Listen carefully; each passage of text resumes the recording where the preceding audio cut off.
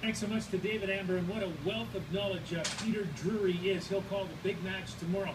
There are 100,000 Argentinian fans in Rio de Janeiro, as you can expect. Most of them do not have tickets to the game.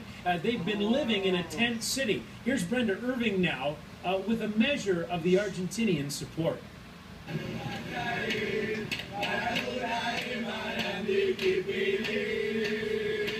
Their voices are hoarse, but these Argentinians feel compelled to keep singing anyway.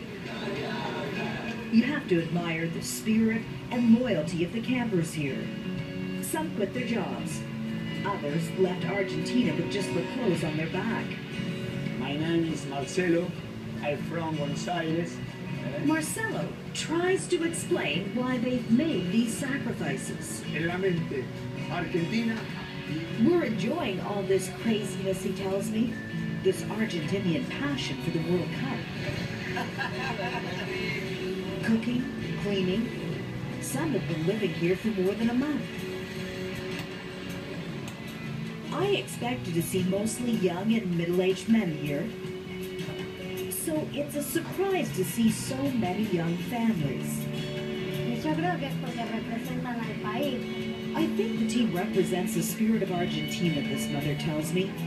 That's what we love most and why we wanted our family to live this experience. Maracana is just a few blocks away, but every camper I spoke to can't afford a ticket to the final, so they'll watch it from the Beach Fan Fest instead. That's what makes what Marcelo tells me so remarkable. Si tuviera la posibilidad. If I had a chance to be at the final at Maracana, he says, I'm not sure I'd go. Because the passion and community we Argentinians feel together is something magical. Marcelo tells me how thousands of Argentinians went into the ocean singing, throwing water up into the air, celebrating the team's last victory. Brasil, decime que se siente. The happiness on his face tells me everything I need to know.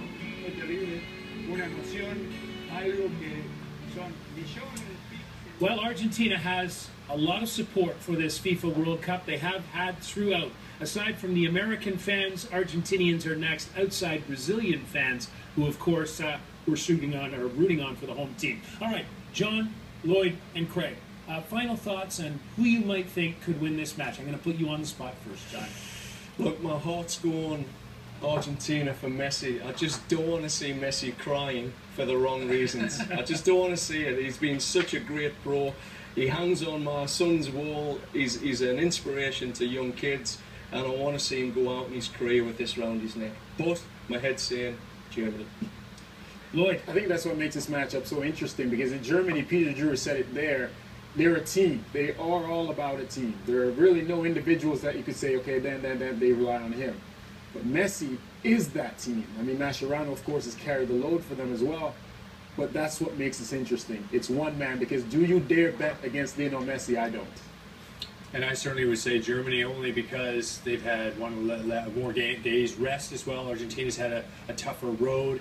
A couple of games, a late game as well, and then when you look at Germany's dismantling of Brazil in 30 minutes, emotionally, it didn't take much out of them. So emotion plays a big part in it, in draining and fatiguing athletes, and we've certainly seen that, and I think that the edge will be Germany, if not just for that reason.